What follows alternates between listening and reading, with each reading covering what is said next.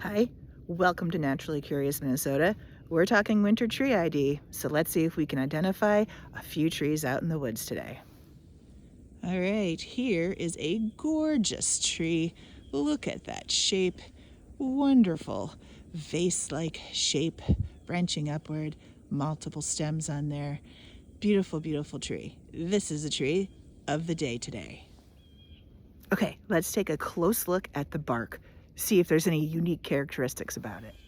All right, here's the bark. Look at the wonderful, cracked, beautiful, shaggy, furrowed bark.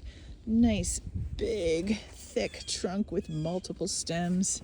Of course, there's snow on it. And if we look close, oh my goodness, we've got lichen. Lichen growing along here. That's a story for another time. We'll talk about lichen at some point. But right now we're looking at these beautiful furrows that are all over this tree. Gorgeous. As we go up, we look up, up, up, up, up. The furrows continue all the way up. Okay, let's take a look at the branching. Is it alternate or is it opposite? Let's find out. All right, here is a look at the branches. It does look like we have some beautiful V's coming off of there. The branches, the little twigs are coming off directly opposite from each other. Now you can see that some of them do not have a counterpart coming right off of there, but as we go down to the ends and we can zoom in, let's zoom in, we can see that they do have opposite branching. So this narrows it down for us. It's one of our mad horse trees, maple, ash, dogwood, or horse chestnut tree. Here's a nice close-up look at those buds. They're really high up, so I can't really get to them, but there's a wonderful cluster of them on the end of each little twiggy branch there. They're just a ball of wonderful leaves.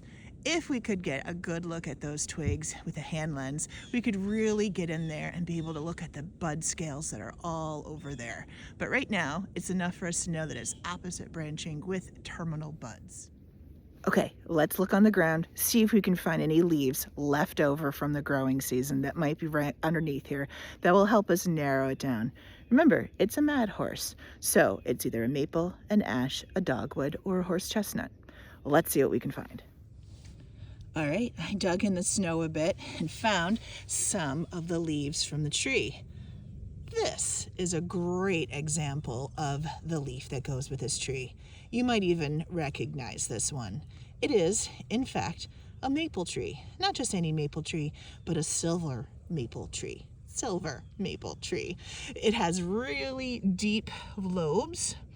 So unlike the sugar maple, which doesn't have as deep lobes, that's the sugar maple is the one that's on the Canadian flag. This one has really deep lobes, and a lot of times it is lighter in color underneath, which is how it gets its name, silver maple. So if we turn it over, there it is. It does look lighter. Of course, this is a brown leaf, but the tree that we are looking at, that we are identifying, is a silver maple tree. Silver maple trees are pretty common across the Twin Cities metro area.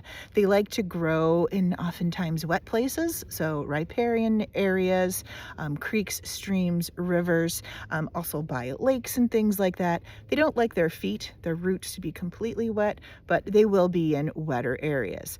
I happen to be not far from a lake. So there is a lake right across the way there, and we are at the edge of the lake here.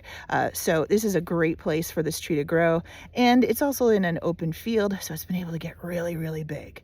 So using the key characteristics of that bark that was nice and shaggy and furrowed, the branching that we have, the opposite branching, we know it's a mad horse, and then if we can find some leaves on the ground, we can maybe say, hey, look, there are maple leaves here. It is definitely a maple tree. Those buds, that opposite branching is also a really good clue too. And I took into account, where do these trees like to grow? They like to grow by wet areas, and that's where I am. So taking into account habitat is a good thing too. So there it is. silver maple tree. See if you can go out in your neighborhood, along rivers, streams, etc. See if you can find a silver maple tree. Take a look at the bark, take a look at the buds, and take a look at the branching. See if you can figure out what kind of tree it is. So, as always, stay curious.